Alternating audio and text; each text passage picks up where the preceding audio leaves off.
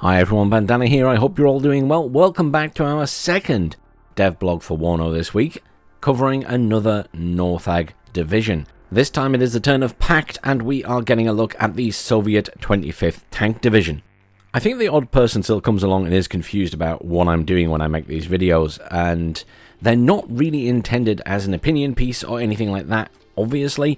They're designed as like a podcast, so people who are working full-time can either listen to them in the car or listen to them while they're at work without having to go to the website and try and read through everything. Obviously, anyone can watch and listen to these videos, it's just that's the original intent behind it. As someone who used to work full-time in a hospital, you just don't have time to stop and sit and read stuff. So I would listen to things like this on my headphones. That said, let's get into it. So, the Warsaw Pact's 25th Tank Division sees light just after the end of World War II through the reorganization of the 25th Tank Corps, which had ended the war in Hungary. By May 1947, the formation had left for garrison duty in Soviet-occupied Germany, where it would remain for the duration of the Cold War. In 1958, the division was converted to the 25th Heavy Tank Division before reverting to its original name and role in 1967.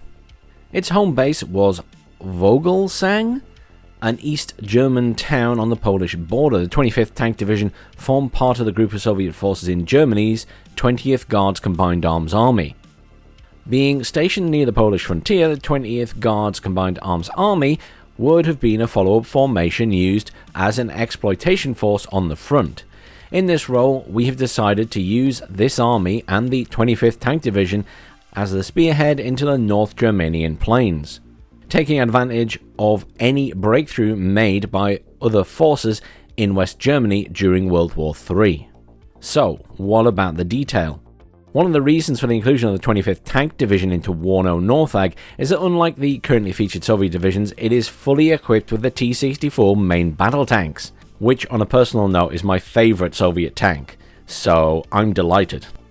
Anyhow, the second part is to be found in the division's unique table of organisation and equipment. Instead of the usual 3 tank regiments and 1 infantry, the standard structure for a Soviet tank division, the 25th Tank Division fielded 4 tank regiments and no infantry. Note, this doesn't mean it can't deploy any motorised rifleman squads, as each tank regiment had its own organic infantry battalion. As you might expect from this division in WARNO, the number of infantry will be limited, and the number of tanks will of course be boosted. Basically, we're going to be flooding the battlefield with T64s, which sounds like a lot of fun to me. Okay, so what's actually coming in the game? Well, the 25th Tank Division in logistics will only have an average amount of slots, with little in the way of a big logistical base. Command units will include the BMP-1K3 and the BMP-2K, plus the Mi-9 command helicopter. A FOB can be deployed during the deployment phase, backed by the Ural 4320 supply and the KAZ-225B heavy haulers, as well as the Mi-8T supply helicopters. In fairness, I know they said that it has little in the way of a big logistical base, but that doesn't sound like a terrible logistics tab to me. Okay, what about infantry? So not a strong category in terms of slots and availability due to the battle group's heavy tank focus and lack of infantry formations. The 25th Tank Division can access the same range of infantry units as comparable divisions, but can deploy noticeably fewer of them. These include the usual number of Motostrelki and Pulmachiki squads, only transportable in the BMP, plus Sapri in the trusty MTLB, with command variants being borne by the new MAV amphibious Jeep. Supporting infantry teams, as in ATGM, heavy machine guns, MPs, etc., will only be available in small numbers. Okay, so what about the artillery tab? Well, the divisional artillery includes the usual complement of towed 2S-12 120mm mortars, the 2S-1 Grozdika and the 2S-3M Akatasia as self-propelled guns, and the BM-21 Grad. As a tank division in the lead of the attack, it will receive some heavy self-propelled guns from the 34th Artillery Division. These come as a brand new and popularly requested 2S-19 MSTA-S, the 152mm self-propelled gun featuring armor protection and capable of a direct fire roll.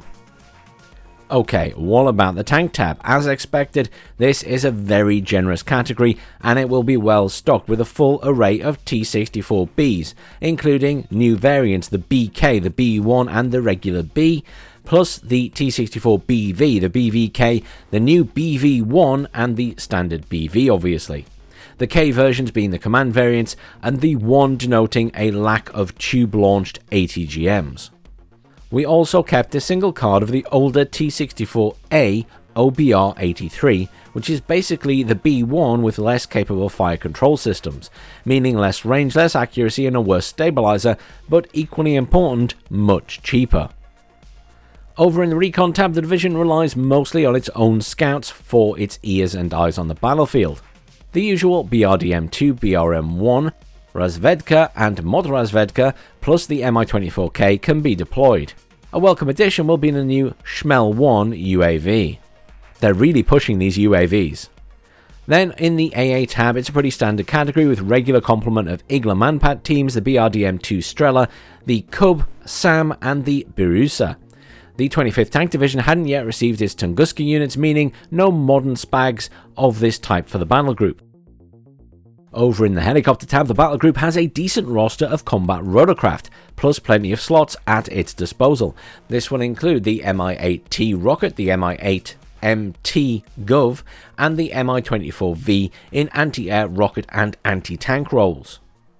And last but not least, what about the air tab? Well, the air support for the 25th Tank Division is fairly good, with a fine selection of Su-25s for close air support, the MiG-29 and the Su-27S fighters, and even a C-dedicated MiG-27K, so they're pretty well kitted out. They go on to say the 25th Tank Division is the Soviet tip of the spear, heavily focused on using its armor superiority during exploitation operations. Thanks to its unique organization, it only has limited infantry, average logistics, and anti-air units, but it counteracts this with good air, artillery, and combat helicopter support. Honestly, I would say this sounds like a really good division. Yes, it's going to have less infantry, but it's going to have plenty of T64s, and all the other tabs sound pretty good to me. So outside of the British forces, which I hope will be coming shortly, I'm definitely going to be looking forward to this division personally. However, next week, I assume on Tuesday, we'll be getting Division number 3, which will be featuring the Dutch 4E Divisie, of 4th Division to keep it simple. As ever, that is going to be everything for this week. Thank you very much for joining me. I hope you all have a great weekend, and I will see you all soon.